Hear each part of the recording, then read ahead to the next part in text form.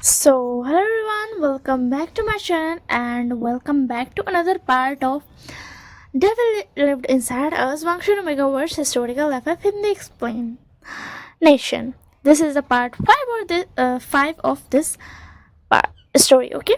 So let's start this part. जैसे कि हमने पिछले पार्ट में देखा था कि विंग वेंचा और वेंचू के ऊपर उसके गुस्सा आने की वजह से फिर वो रात में उठा था एंड उसका बिहेवियर बिल्कुल अलग था, वो बिल्कुल अलग था। एंड उसके बाद विंग गया था वेंचू के कमरे में, उसको उठाया था एंड वेंचू के कमरे में वेंचू के बगल में लिटा कर फिर वो चला गया था किचन में पानी को गर्म करने।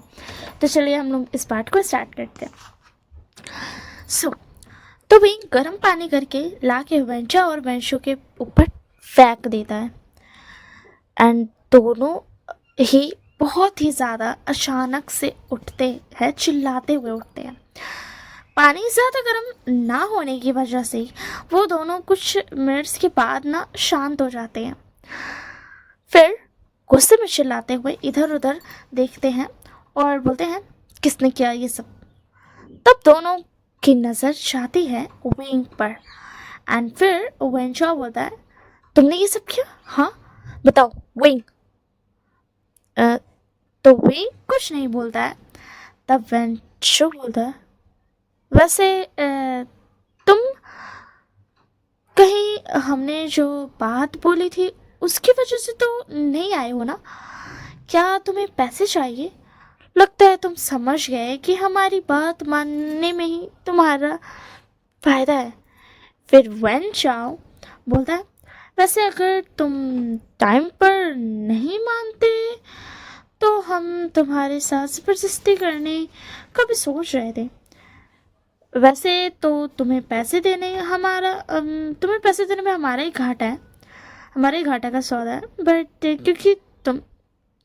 क्योंकि हम तुम्हारे साथ कुछ भी करे कोई कुछ नहीं बोलने आएगा, ठीक है ना? मतलब तुमको पैसे देना मतलब कोई फ़र्क ही नहीं पड़ता है, क्योंकि कोई कुछ उसको बोलने ही नहीं आएगा कि मतलब क्यों विभूषण को कोई बचाया नहीं आएगा, फिर उसके साइड पर कोई कुछ बोलने ही नहीं आएगा।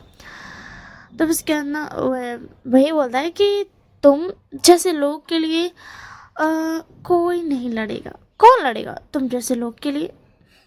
तुम जैसे लोग बहुत आए और बहुत गए, क्योंकि बेचारे इतने गरीब थे कि कुछ कर ही नहीं पाए। तो फिर उसके बाद वेंशु बोलता है मगर तुम बहुत सुंदर हो तो इसलिए तुम्हें ये ऑफ़र दिया। मगर उन्हें विंग में ना कुछ तो अलग लग रहा था, क्योंकि विंग जैसा अभी कल तक था ना वैसा बिल्कुल भी नहीं लग रहा था। वो अलग था, उसके फेरोमोन्स बहुत अलग लग रहे थे और उसके आसपास से डार्क स्मोक निकल रही थी, ब्लैक स्मोक्स निकल रही थी। एंड अचानक से वेंचो और वेंशु को ना कोई दो हाथ ना पीछे से ना पकड़ लेते हैं एंड वो दोनों ना डर जाते हैं। तब हमें दिखाया जाता है कि उनके पीछे दो ब्लैक शैडोज खड़ी हुई थी एंड इससे पहले कि वेंचा और वेंशु कुछ समझते वो दोनों शैडोज उन्हें पकड़ लेते हैं। फिर और भी बहुत सारी शैडोज ना आने लगती है और सभी वेंचा और वेंशु को ना नोच रहे थे, पकड़ रहे थे। उनका नेल सिर्फ उनको लग रहा था, ये तो पूरा शैडो एंड उनका नेल्स लग रहा था बहुत ज़्यादा ज़ोर से। उनका हालत बहुत ज़्यादा ख़राब हो रहा था, उनको नोचा जा रहा था। वो शैडोज उन दोनों को सिर्फ नोच नहीं रहे थे बल्कि उन्हें नोच कर खा रहे थे। एंड वेंचा और वेंशु बहुत ही ज़्यादा चिल्ला रहे थे। वो जैसे तैसे करके ना दरवाजे तक पहुंचते हैं मगर दरवाज़ा नहीं खुलता है एंड वो दोनों चिल्लाने लगते हैं। फिर वो दोनों विंग से माफ़ी मांगने लगते हैं कि मतलब हमें छोड़ दो, क्योंकि वो लोग ये समझ गए थे कि दरवाज़ा नहीं खुलने वाला है और ना ही उनकी आवाज़ बाहर जा रही है, इसलिए वो विंग से माफ़ी मांगने लगते हैं। विंग जो तब से शांत खड़ा हुआ था ना, मगर सॉरी विंग जो तब से साइड में खड़ा था मगर हाँ उसके चेहरे पर एक क्रीपी सी स्माइल थी। तो उन दोनों की माफ़ी सुन के विंग की आँख और ज़्यादा रेड होने लगती है और इधर वेंचो और वेंशु की हालत और ज़्यादा बुरी हो जाती है।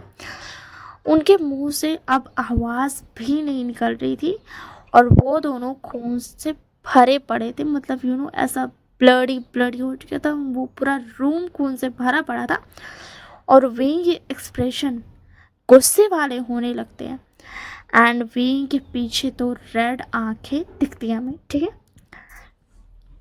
एंड उस अंधेरे में जैसे कोई विंग के कंधे पर हाथ रखता है एंड कहता है माय ओमेगा, और वहाँ पर एक अल्फा की फेरोमोन्स फील होते हैं एंड विंग धीरे धीरे शांत होने लगता है एंड देन वो अल्फा फिर से बोलता है माय ओमेगा, अगर तुम इन लोगों को मार दोगे अभी, मतलब अभी अगर तुम इन दोनों को मार दोगे ना तो सबको पता चल जाएगा कि ये तुमने किया है। मुझे पता है तुम्हें सबको बताने में कोई प्रॉब्लम नहीं है, सबको पता चलता है तो चलने दो, मगर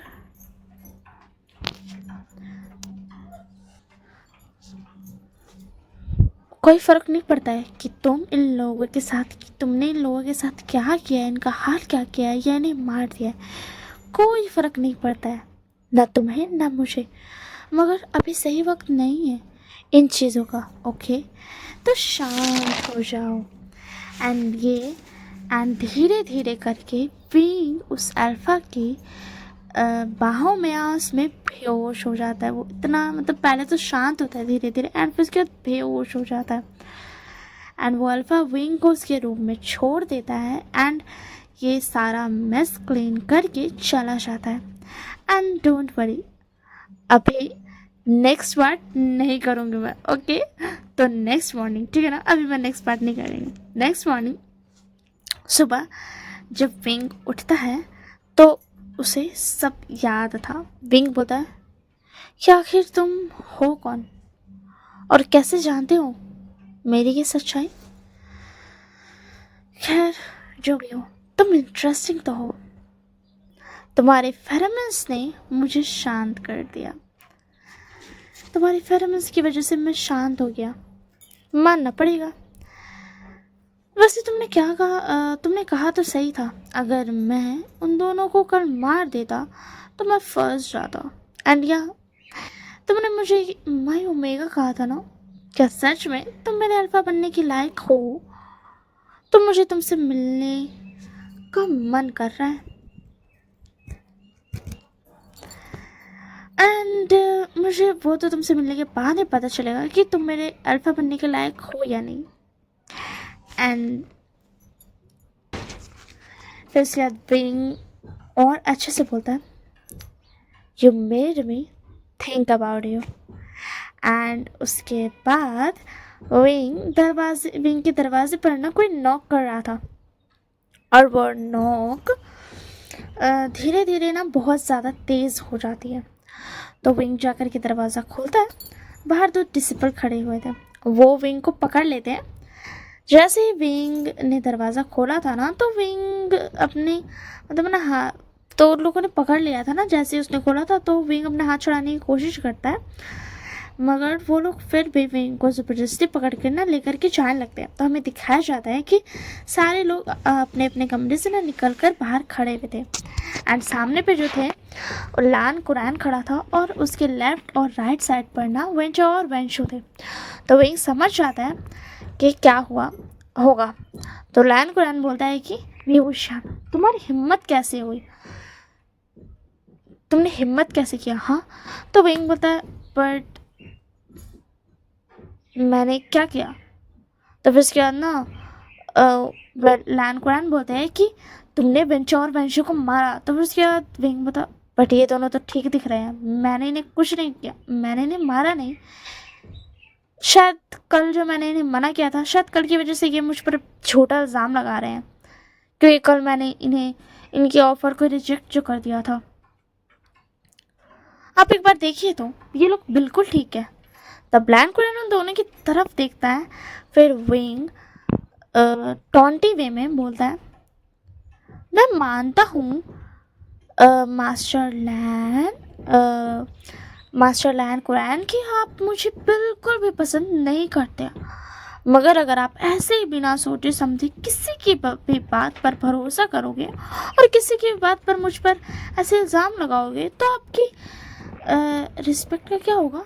आप तो फंस जाओगे ना अगर आप मुझ पर ऐसे इल्ज़ाम लगाओगे तो। और अगर आप ऐसे फंसोगे तो आपकी रिस्पेक्ट तो किसके सामने रह जाएगी?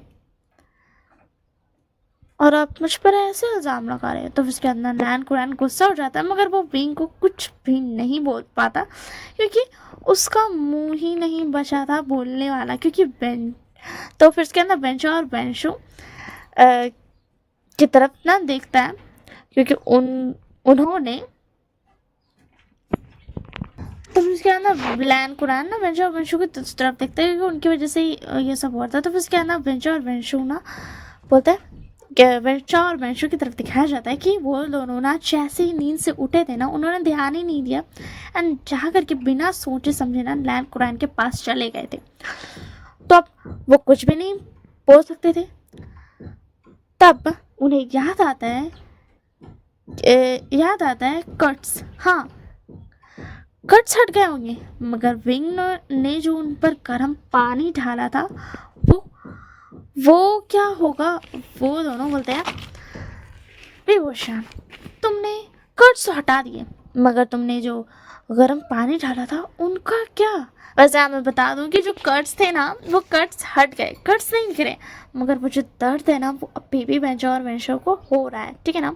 और जो रात का ट्रॉमा, रात को जो उनके साथ हुआ, उनका जो डर है दिल में वो, तो उसके अंदर फिर बेंचो और बेंशो बोलते हैं कि जो तुमने गर्म पानी डाला था उसका निशान तो होगा ना। ये सुन करके विंग भी ना शांत हो जाता है।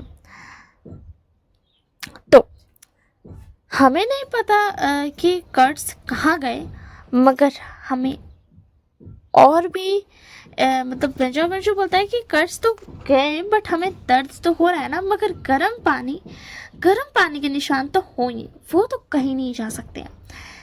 एंड उसके बाद वो लोग ना ऐसे ही बोलते हैं and that's all for this part. अब हम मिलेंगे नेक्स्ट पार्ट में, ठीक है ना। So bye bye and take care of yourself.